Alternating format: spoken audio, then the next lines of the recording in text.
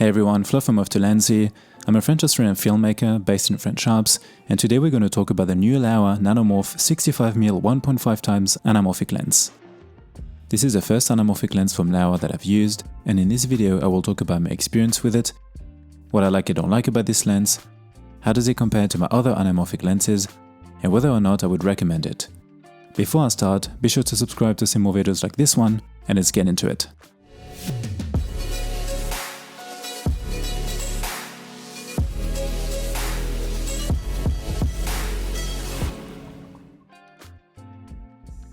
Disclaimer, LAOWA did send me this lens for me to keep, but as always this is my honest opinion and they do not get to modify the content of this video. To give you a bit of history, I actually worked with LAOWA a few times years ago when I had my BMPCC 4K and started uploading regularly on YouTube. I always loved the lenses, so I was very keen for this collab. As I mentioned in other videos, for me wanting to shoot anamorphic was more about the look and feel rather than fitting more in the frame or having crazy flares. For my test, I filmed as much as I could, from landscape to documentary style, at sunset, in harsh light, and even at dusk. I really wanted to use it in as many situations possible during the month that I've had it. Now let's get into the lens itself. This lens is a T2.4 65mm and is made for Super 35 sensors, which is one of the reasons that I was interested in using it since I shoot with the Pocket 6K cameras. You can get it in both EF and PL. You can also get it in several different mirrorless mounts in a slightly different format. And you also have the choice of amber, silver and blue colors for the flares. I have the blue. It features a patented anamorphic design with a 1.5 times constant squeeze ratio, which means that you don't have to worry about changing the focus distance on the same subject.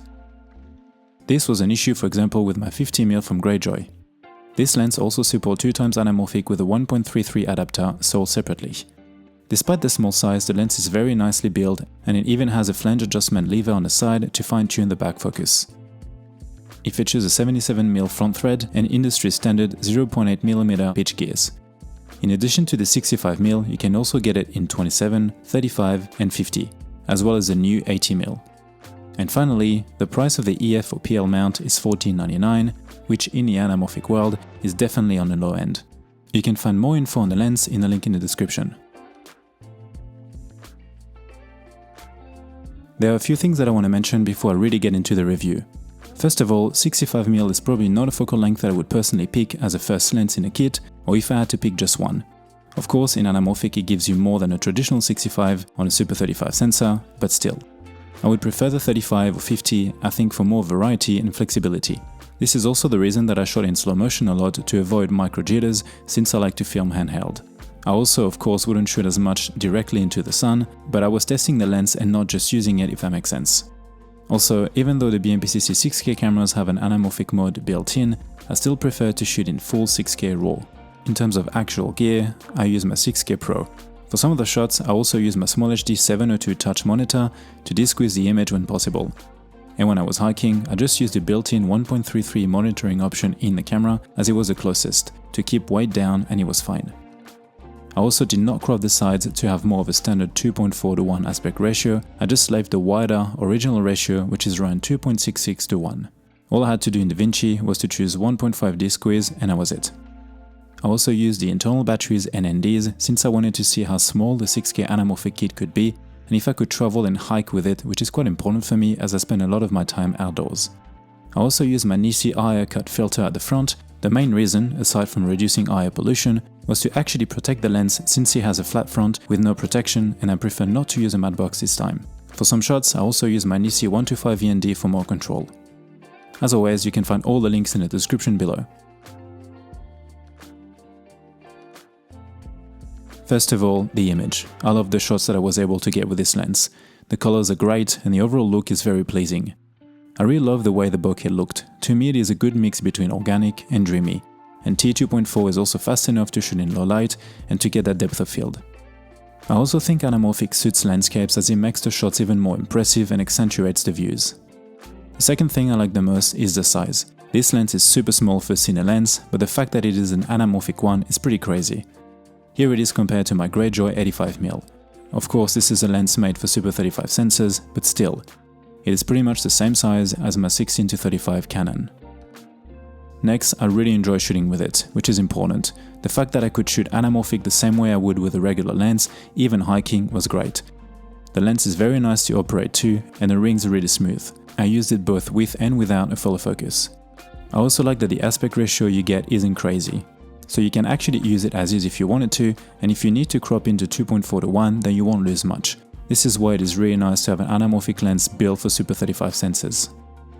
As I mentioned before, with this lens you get a constant D-squeeze ratio, which means that you don't have to worry about changing the focus distance on the same subject. I think 1.5 times is a great middle ground as it allows for a small lens, but still gives you that anamorphic look.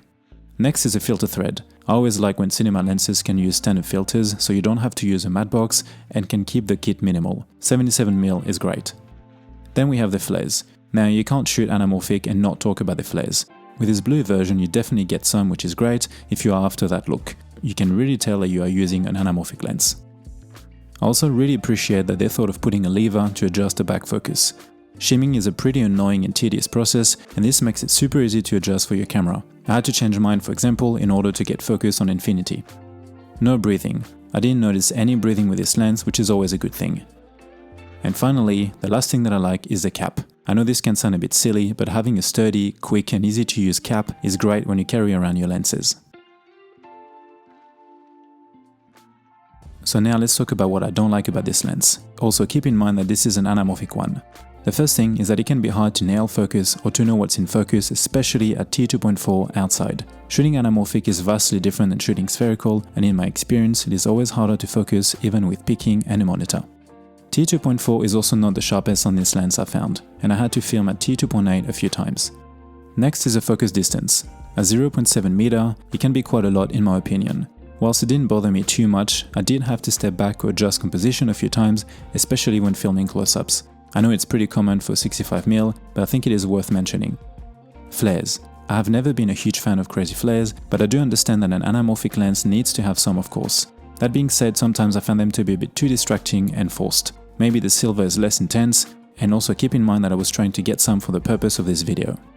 1.5 times. I know I just said that 1.5 times is great as it allows for a small lens but still gives you the anamorphic look. However, it might not be enough of a look if you do not have the flares in your shots. You can definitely tell that it's not a spherical lens, but it also doesn't scream anamorphic when compared to 1.8 times for example.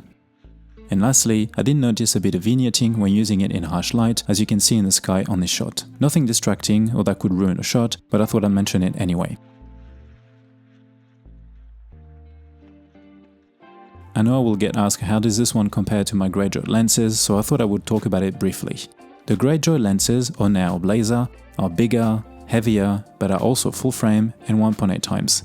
So you do have more of an anamorphic look, but you also carry a bigger kit, and on the first lens that I received, which was a 50mm, there wasn't a constant aspect ratio, which can definitely be a problem.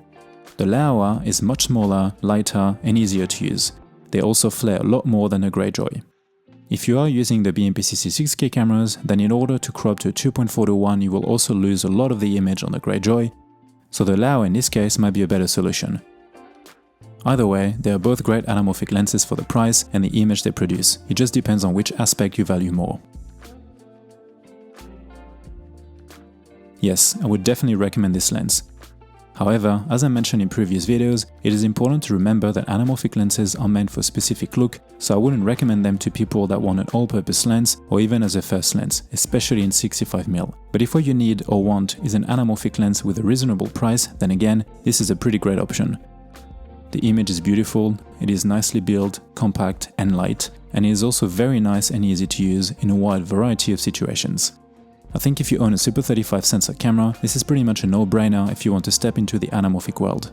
It gives you enough of a look to make it different from other standard lenses, and you also get an aspect ratio that you can actually use without too much cropping. That's it for me for today guys, hope you've enjoyed this review of the LAOWA Nanomorph 65mm anamorphic lens. Don't forget to subscribe and let me know in the comments if you're thinking of getting this lens or if you have any other questions. As always, thanks for watching and I'll see you in the next one. Bye! Also, feel free to check out my 2 ebooks, Freelance Documentary Filmmaking and Travel Cinematography, where you can find a streamlined but comprehensive overview from pre-production all the way to marketing, built on years of my own experience shooting short documentaries and travel videos around the world. And if you are interested, I'm also doing filmmaking mentoring sessions when you can ask me anything about a wide variety of topics.